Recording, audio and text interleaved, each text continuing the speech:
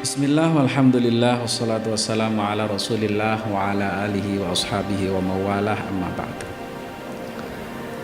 Lambang Nahdlatul Ulama itu adalah lambang yang tidak sekedar lambang, akan tetapi adalah merupakan lambang yang digambar oleh orang yang ahli melukis sekaligus ahli istikharah.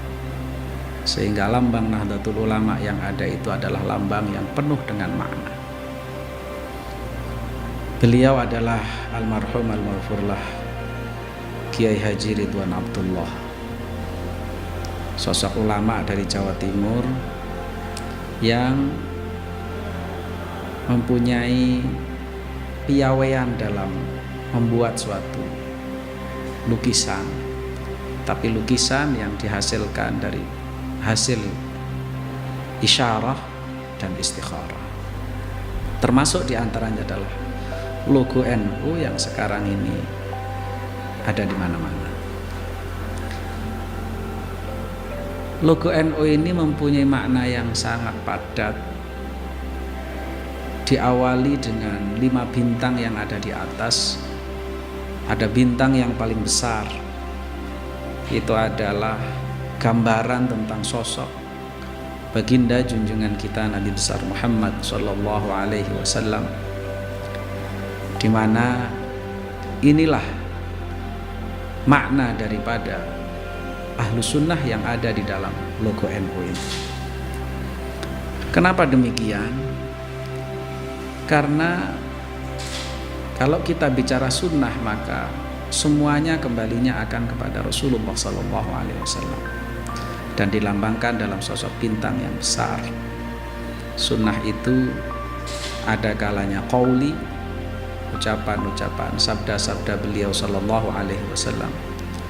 Ada kalanya fi'li, sesuatu hal yang mungkin pernah beliau sallallahu alaihi wasallam kerjakan dalam ketika masa hidup beliau. Ada juga yang bersifat takriri, ketetapan, sesuatu yang mungkin beliau tidak menyabdakan dan tidak mengerjakan, akan tetapi ketika melihat sosok sahabat yang menjalankannya, beliau diam seolah-olah membenarkan apa yang dikerjakan oleh sahabat tersebut. Sedangkan bintang yang ada di sisi kanan dan kiri adalah melambangkan tentang jamaah. Jamaah siapa? Jamaatus sahabah. Apa yang dibawa oleh baginda Nabi SAW disebut oleh para ulama dengan sebutan sautul haq dalam istilah bahasa kita, suara kebenaran. Ketika beliau sallallahu alaihi wasallam masih dalam keadaan hidup sehat walafiat, segala persoalan yang ada kembalinya kepada beliau, sehingga tidak ada yang berfatwa, karena semua langsung dari Rasulullah sallallahu alaihi wasallam, dan beliau sallallahu alaihi wasallam diberikan langsung dari Allah Subhanahu wa taala. Ada yang langsung, ada yang melalui malaikat Jibril alaihissalam. Bahkan dipertegas oleh Allah Subhanahu wa taala di dalam Al-Qur'an, "Wa ma yantiqu 'anil hawa in huwa illa wahyu yuha." Beliau sallallahu alaihi wasallam adalah sosok yang tidak pernah berbicara berdasarkan keinginan hawanya, akan tetapi semua itu adalah wahyu dari Allah Subhanahu wa taala. Selanjutnya yang menjadi pertanyaan ketika beliau wafat sallallahu alaihi wasallam, siapa yang membawa sautul haq ini? Dalam mazhab kita, di dalam Nahdlatul Ulama, meyakini bahwa semua para sahabat Nabi adalah orang-orang yang udul, orang-orang yang adil, sehingga semua layak untuk dijadikan panutan, semua layak untuk dijadikan sandaran, semua pantas untuk dijadikan imam radhiyallahu anhu. Bahkan baginda Nabi sallallahu alaihi wasallam mempertegas dalam sabdanya, "Ashabi kan nujum bi ayyihim muqtadaitum ihtadaitum." Sahabat-sahabatku ibaratkan bintang-bintang, mana saja kalian mengikuti salah satu dari mereka, maka kalian akan mendapatkan petunjuk.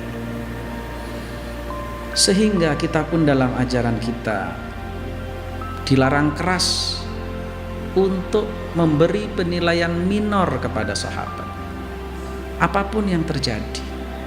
Bahkan ketika ada perjalanan dalam sejarah, dua sahabat berselisih sehingga terjadi peperangan, kita pun tidak boleh menyalahkan salah satu di antara dua sahabat yang sedang berselisih tersebut. Seperti contoh di antaranya pada waktu perang Siffin antara sahabat Muawiyah dengan Sayyidina Ali bin Abi Thalib radhiyallahu anhuma. Kita tidak boleh menyalahkan salah satu dari keduanya. Akan tetapi dalam ajaran kita meyakini dua-duanya sedang menjalankan hasil ijtihadnya. Dan orang yang berijtihad itu idza asaba lahu ajran wa idza akhta'a lahu ajrun wahid. Ketika benar ijtihadnya maka akan mendapatkan dua pahala, pahala ijtihad dan pahala kebenarannya. Dan ketika salah hasil ijtihadnya maka akan mendapatkan satu pahala, yaitu pahala ijtihadnya. Dipertegas lagi oleh Imam Ahmad bin Ruslan dalam kitab Safatuz Zubat, wa ma jara bainas sahabi naskutu anhu wa ajrul ijtihadi nuthbitu.